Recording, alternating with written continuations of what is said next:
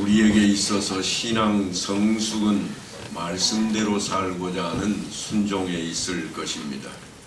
그런데 그것을 우리의 삶에 적용시키는 것이 무엇인가 하면 사람들 눈에 우리가 어떻게 보이는가 하는 겁니다. 사람들 눈에 어떻게 보이는 것이 우리의 신앙 성숙의 한 단계로 이어져 가는 모습이라고 하는 이야기입니다. 우리가 예수를 믿고 신앙적으로 더욱 성숙해지면 어떻게 될까? 물론 우리들도 다 마찬가지겠습니다만 많은 사람들이 이렇게 생각을 합니다. 예수를 믿고 성숙해져서 상당한 수준에 딱 올라가면 이제는 죄를 짓지도 않을 것이라. 하지만 이 말씀은 사실 한편으로는 옳은 말씀이지만 결코 그럴 수 없는, 근본적으로 사람은 달라지지 않는다고 하는 놀라운 뒷배가 우리 안에 있습니다. 죄를 짓지 않고 매사에 욕심도 생기지 않고 죄에 대한 유혹도 안 생기는 이른바 천사와 같은 그런 일은 결코 우리 안에 일어날 수 없는 일이기 때문에 그렇습니다. 성경에는 성도가 신앙이 성숙해져서 어떤 수준에 도달을 하게 되면 확 바뀌어서 천사가 될 것이라 그렇게 말씀해 본 적이 한 번도 없습니다. 오늘 본문을 보면 이렇게 되어 있습니다. 우리가 이 보배를 질그릇에 가졌으니, 질그릇에 무엇을 가졌다고 그러는가 하면 보배를 가졌다 그럽니다. 그런데 왜 가졌는가 하면 다음에 이렇게 기록을 합니다. 이는 심히 큰 능력은 하나님께 있고 우리에게 있지 아니함을 알게 하려 함이라. 질그릇에 보배를 가진 이유가 뭔가 하면 능력이 우리에게 있지 않다는 것을 알게 하려고 했다 그럽니다. 물론 질그릇에 보배를 담게 되면 그 질그릇은 우리가 귀하게 여길 겁니다. 좀 더 깨끗하게 관리도 할 겁니다. 구별시켜 놓기도 할 겁니다. 그러나 질그릇이 바뀌지는 않습니다. 갑자기 그 안에다가 보배를 담아 놓아서 질그릇이 금으로 바뀐다든가 혹은 은으로 바뀌는 그런 일은 결코 없습니다. 그래서 오늘 성경은 뭐라고 그러는가 하면 능력이 누구에게 있다고 그러는가 하면 우리인가? 아니요. 우리가 아니라 하나님께 있다 그럽니다. 하나님께만 능력이 있음을 알게 하려고 어찌하고 있는가 하면 질그릇에다가 보배를 담아 놓았다 그럽니다. 6절을 보면 보배에 대한 이야기를 이렇게 기록해 놓았습니다. 어두운 데에 빛이 비치라 말씀하셨던 그 하나님께서 예수 그리스도의 얼굴에 있는 하나님의 영광을 아는 빛을 우리 마음에 비추셨느니라. 그러니까 이 보배가 누군가 하고 봤더니 빛이라 그렇게 표현을 해 놓았습니다. 하나님의 영광을 아는 빛이라 그랬습니다. 그 하나님이 어떤 분이신가 하면 어두운 데에 빛이 비치라 말씀하셨던 그 하나님이라고 그럽니다. 그러니까 세상을 창조하신 창조주 하나님이십니다. 그 하나님께서 우리 마음에 어떤 빛을 비치게 하셨는가 하면 하나님께서 그 보배를 통해서 우리에게 우리 마음 안에 비추게 하셨다 그렇게 말씀하고 있습니다. 그러니까 우리 마음에 이제부터 무엇이 들어와 있게 되는가 하면 보배가 들어와 있게 되는 겁니다. 보배가 누구 안에 있는가 하면 우리 안에 이미 들어와 있다고 하는 겁니다. 그래서 예수님께서 우리를 향해 뭐라고 말씀을 하셨는가 하면 너희는 세상의 빛이라 그렇게 말씀을 하시는 겁니다. 너희는 세상의 보배다. 너희는 세상에 진귀한 보물과 같다고 말씀을 하고 있다고 해서 사실 질그릇인 우리가 전혀 색다르게 바뀌었는가? 아니요, 그렇지 않습니다. 여전히 질그릇입니다. 깨지기 쉬운 그릇이요, 잘 닦지 않으면 지저분해지기 쉬운 그런 그릇이요, 관리를 잘못하면 천대받을 수밖에 없는 그런 질그릇입니다. 그런데 우리로 하여금 예수를 믿어서 어떻게 되기를 바라는가 하면 보배를 담은 질그릇처럼 그렇게 만들어내라고 하는 겁니다. 어떻게 만들어내는가 하면 구별되게 만드는 겁니다. 그냥 내버려 두지 않습니다. 여러분 혹시 금반지나 혹은 귀걸이 같은 목걸이 같은 이 보석들이 집에 있으면 그걸 놓아둘 때 어디다 두는가요? 어떤 상자에 담아둔다면 그 상자는 틀림없이 보석 상자가 될 것입니다. 그런데 이 보석 상자가 안에 반지를 넣었다고 해서 갑자기 빛나는 상자로 바뀌는가? 아니요, 그러진 않습니다. 똑같은데 우리가 어떻게 관리하는가 하면 소중하게 관리를 합니다. 혹시나 잃어버리지는 않을까? 혹시나 지저분하게 때가 타지는 않을까? 그래서 아주 좋은 자리에 잘 관리를 합니다. 오늘 신앙 성숙에 대한 이야기는 바로 그 이야기를 우리에게 사도 바울이 전해주고 있는 내용입니다. 신자들의 신앙 성숙에 있어서 가장 많이 오해되는 것이 뭔가 하면 질그릇 자체가 보석으로 변화될 것을 바라는 겁니다. 우리가 예수를 잘 믿으면 우리 자신이 바뀌어 있을 거라고 우리가 기대를 합니다. 예수를 믿었으니까 이제는 내 몸은 병도 걸리지 않는 몸이 될 것이라. 예수를 믿었으니 내 몸은 어디 가도 내놓을 만해. 누가 봐도 나는 빛나는 사람으로 볼 것이야. 하지만 사실 내가 예수를 믿었다고 해서 내 몸이 갑자기 바뀌지 않습니다.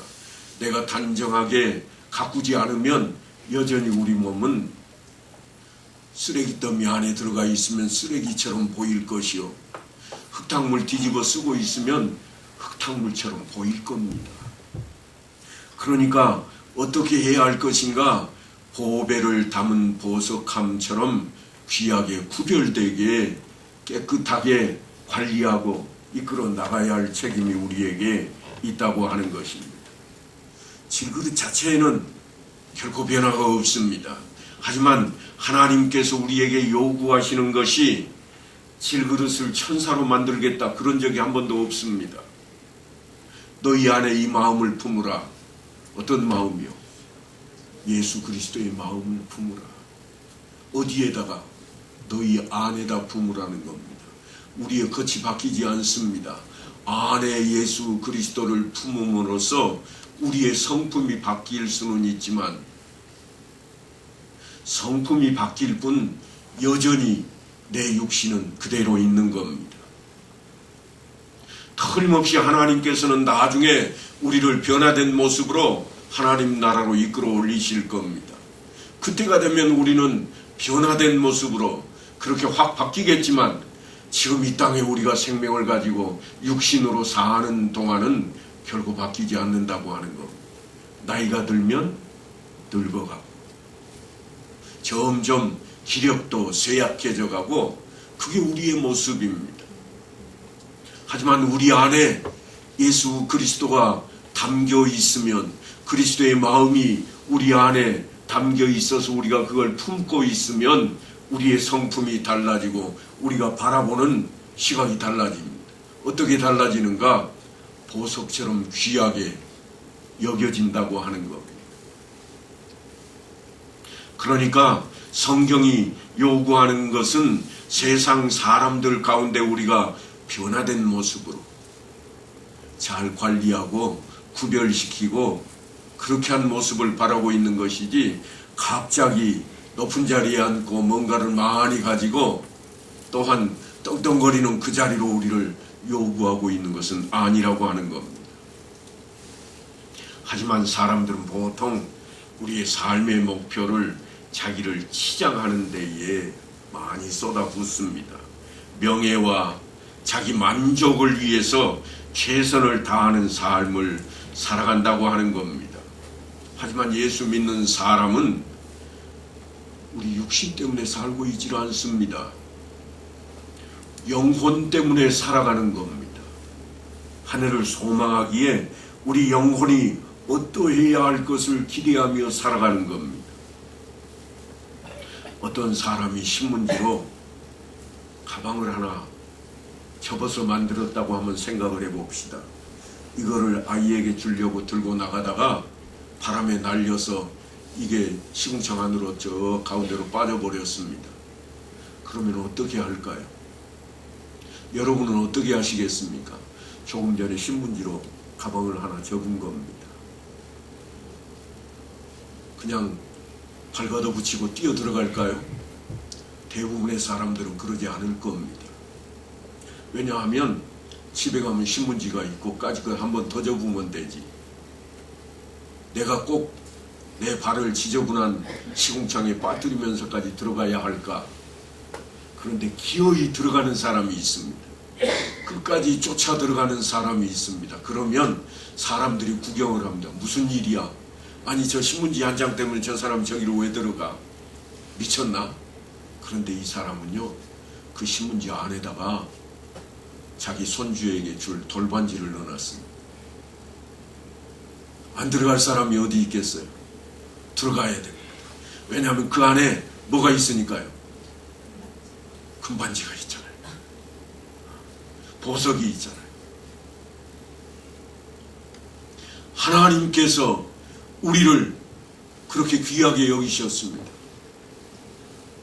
우리 안에 예수 그리스도를 품게 하려고 하나님께서 예수 그리스도를 이 땅에 보내실 때 시궁창 같은 세상에 하나님께서 선물로 우리를 구원하시기 위해서 그 작업을 하셨다고 말입니다.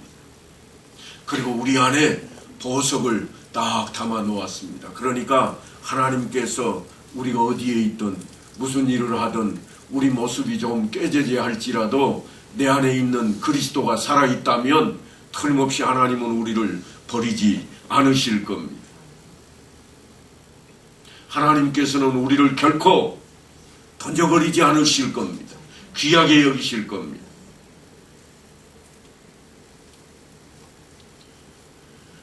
이미 천국에 가 계신 현병기 성도님 여러분 잘 아시죠?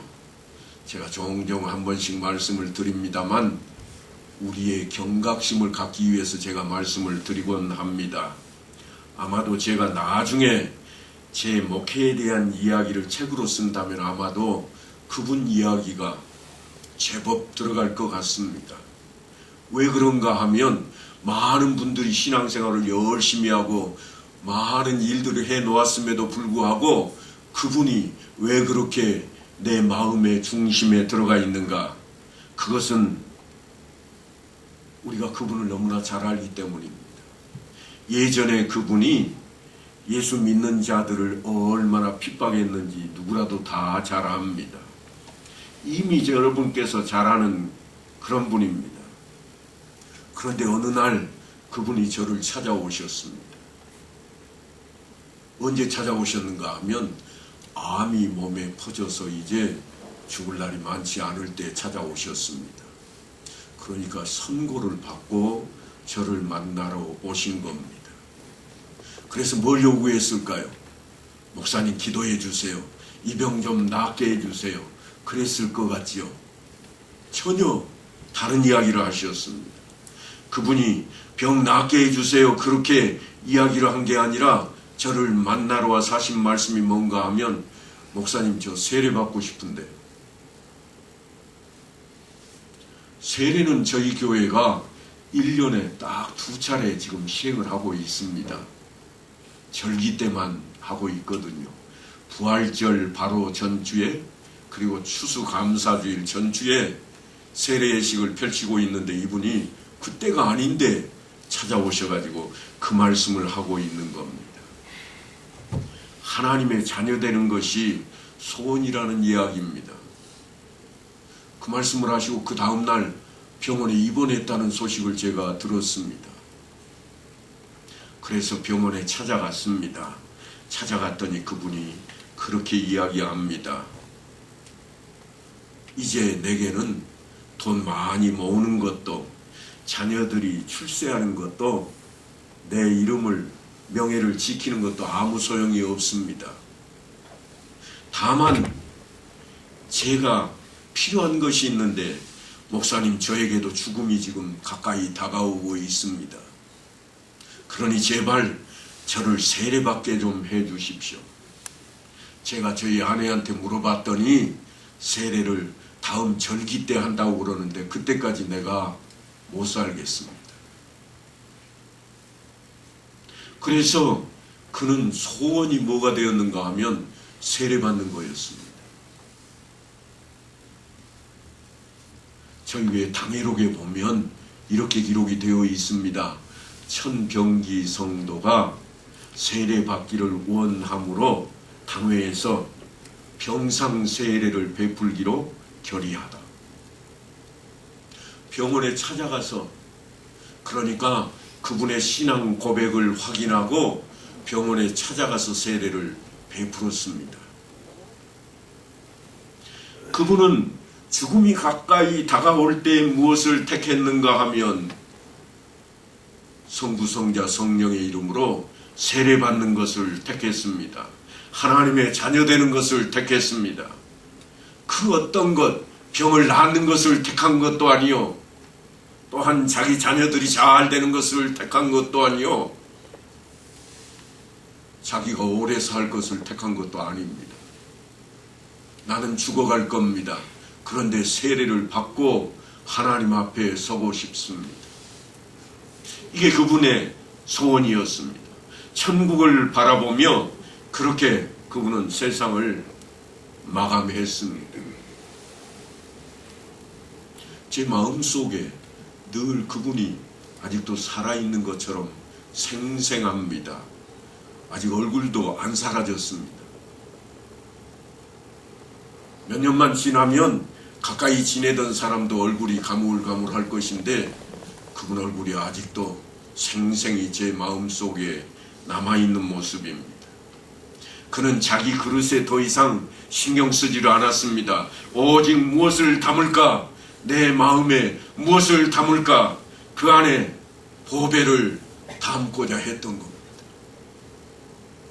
예수 그리스도를 믿음으로 세례를 받기를 그렇게 그분은 원하셨고 끝내는 세례를 받고 하나님 나라를 향했습니다. 그분이 병원에서 퇴원하자마자 교회에 출석하기 시작했습니다. 퇴원했으니까 병이 나은 그런 모습인가? 아니요. 병원에서 더 이상 치료할 수 없어서 포기한 자리였습니다. 움직일 수 있는 시간만큼 그분은 새벽 기도에도 나오셨습니다. 그저 하나님 앞에 엎드렸습니다. 뭐라고 기도했을까요? 날마다 그분은 오셔가지고 눈이 촉촉하니 돌아가시곤 했습니다. 기력이 없어서 말도 잘 안 나옵니다. 그래서 누가 그분이 무슨 기도했는지도 아무도 잘 모를 겁니다. 그분이 저에게 이렇게 이야기했습니다. 목사님, 저는 날마다 하나님께 감사드리러 나옵니다. 세례를 받게 해주셔서 감사합니다. 세례를 제가 받았습니다. 이제는 하나님의 자녀가 되었습니다. 그분이 생명이 다할 때까지, 아니 몸을 움직이지 못하고 집에 들어 누울 때까지 교회에 적어도 3주 이상을 새벽 예배를 빠지지 않고 나오셔서 그 감사 기도를 했던 적이 있습니다. 예수 믿는 사람들 중에는 뛰어난 사람도 잘 사는 사람도 사실은 많지 않습니다. 고린도 교회의 사정을 보면 사도 바울이 이렇게 증거합니다. 형제들아, 너희를 부르심을 보라. 육체를 따라 지혜로운 자가 많지 아니하며 능한 자가 많지 아니하며 문벌 좋은 자가 많지 아니하도다. 사도 바울은 학벌이 좋은 사람이 많이 있는 교회로 고린도 교회를 자랑하고자 하지 않았습니다. 돈이 많아서 부유한 자들이 많은 것을 고린도 교회를 자랑하는 자리로 삼고 싶지 아니했습니다. 오늘날 교회는 어떨까요? 많은 교회들이 정치인이 나오는 것을 좋아합니다. 왜냐하면 유명인사니까요. 학벌 좋은 교수들이 많이 나오는 것을 좋아합니다. 왜냐하면 똑똑한 사람들이니까요. 교회의 자랑거리가 되어 있습니다. 하지만 우리 교회의 자랑거리라면 저는 천병기 성도님 같은 분을 내세우고 싶습니다. 세례를 소망하는 성도들이 있는 교회, 하나님의 자녀가 되기를 소망하는 그러한 교회. 여러분, 사실은 고린도 교회에 그 많은 재물, 지식, 이것이 없었던 게 아닙니다. 그것 때문에 문제가 생겼습니다. 파벌이 생겼습니다. 나를 봐라. 나는 이 사람 편이야. 왜냐하면 이 사람이 똑똑해. 나를 봐라. 나는 이쪽 사람 편이야. 이 사람은 아주 잘 살아. 가난한 사람들을 많이 돕거든. 그들에게 누가 사라져버렸는가 하면 예수가 사라졌습니다.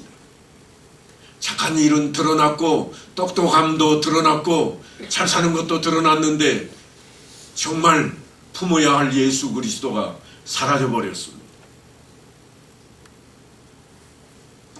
하나님께서 세상에 미련한 것들을 택하사 지혜 있는 자들을 부끄럽게 하려 하시고 세상에 약한 것들을 택하사 강한 것들을 부끄럽게 하려 하시며 하나님께서 세상에 천한 것들과 멸시받는 것들과 없는 것들을 택하사 있는 것들을 폐하려 하시나니 이는 아무 육체도 하나님 앞에서 자랑하지 못하게 하려 하심이라. 사도 바울이 고린도 교회를 보며 외쳤던 내용입니다. 하나님께서 우리를 육체를 따라 부르지 아니하셨고 지혜가 뛰어난 자나 문벌이 좋은 자를 부르지 않았다고 하는 이야기입니다.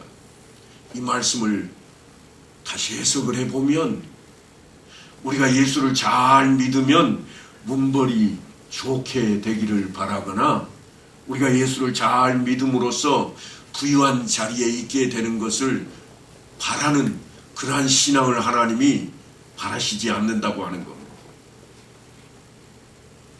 많은 사람들은 그것을 복받은 자리로 이해하고 그렇게 되기를 소망합니다. 그러나 사도 바울은 천박해 보이는 질그릇에 보석을 담는 작업, 너희의 마음속에 이 마음을 품으라, 그렇게 외치고 있습니다. 그것을 신앙이 성숙된 자리라고 그렇게 외치고 있습니다. 그러니까 신앙생활은 싸움입니다. 누리는 것이 아니라 오히려 싸움이라 표현해야 옳을 것입니다. 욕심을 내려놓는 싸움, 손해를 보는 싸움, 사랑을 끝까지 하는 싸움, 견뎌내고 이겨내는 싸움이라 말할 수 있습니다. 그런데 이 싸움은요, 약한 사람이 걸지 않습니다. 싸움은 이길만 할 때 건드리는 겁니다. 싸움은 내가 자신이 있으니까 하는 것이지 내가 질 것 뻔한데 누가 왜 싸웁니까?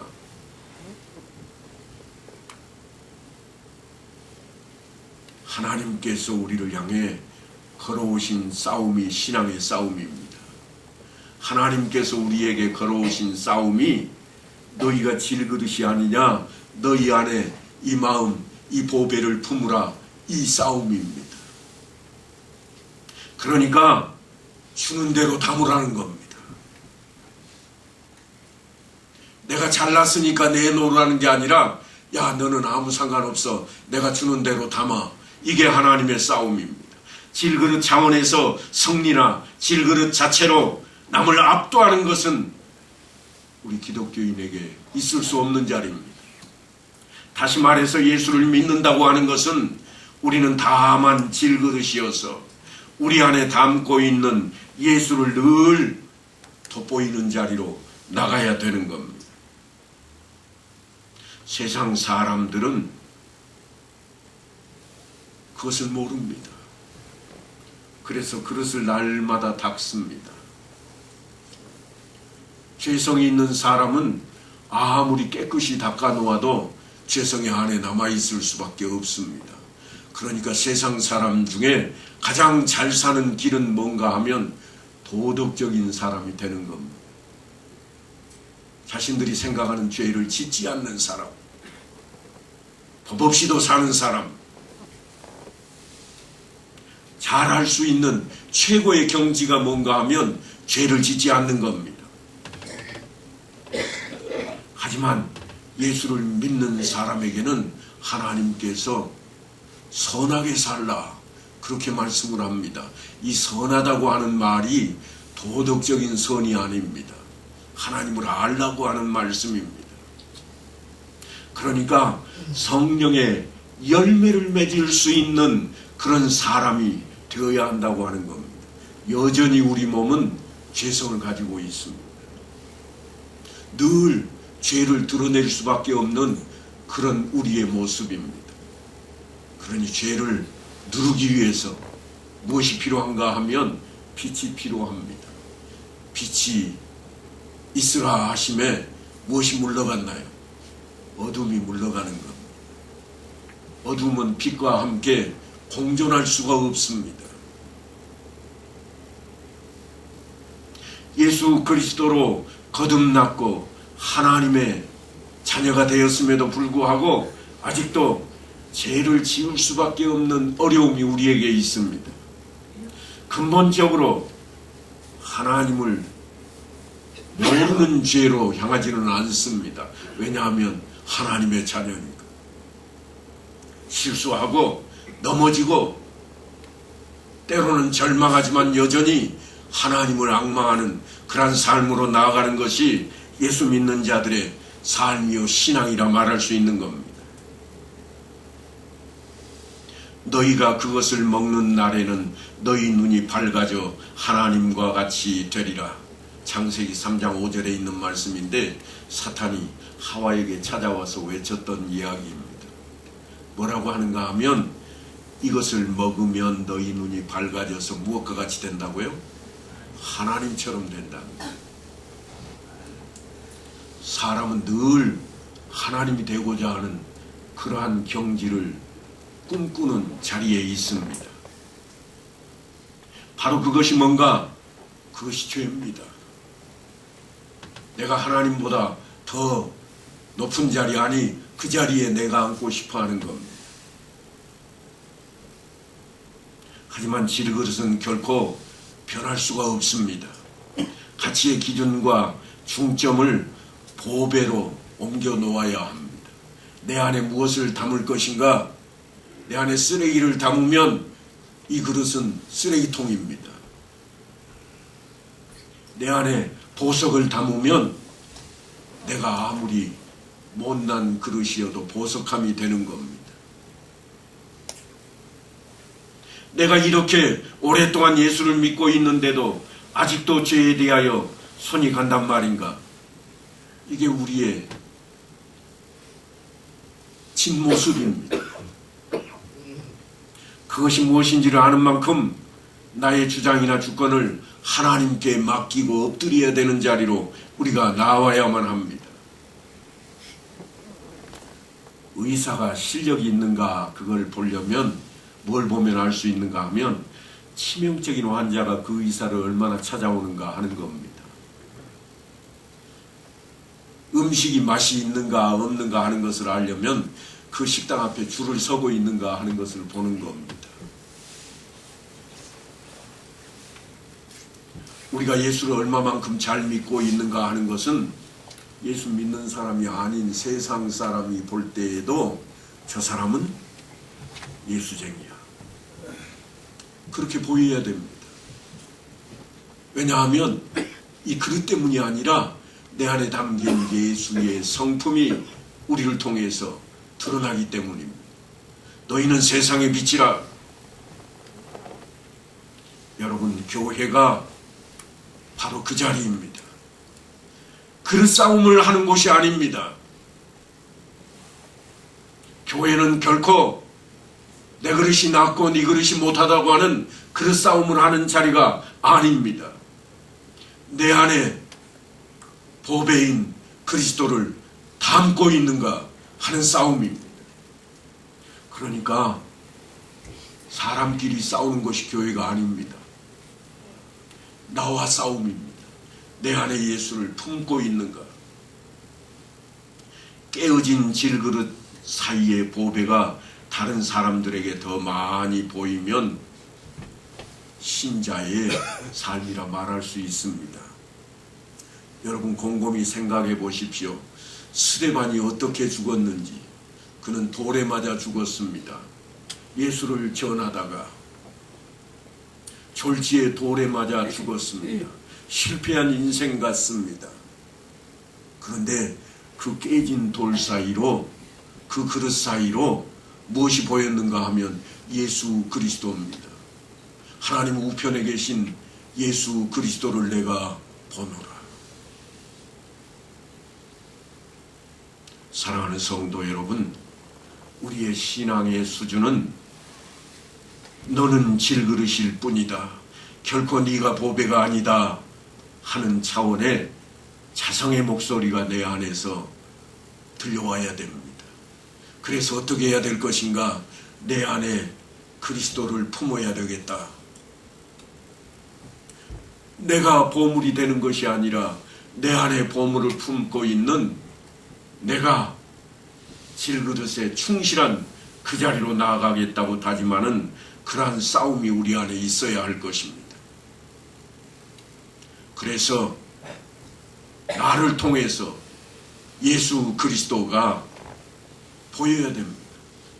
그리스도의 향기가 저들에게 드러나야 됩니다. 그리스도의 성품이 우리를 통해서 고스란히 넘쳐나야 됩니다.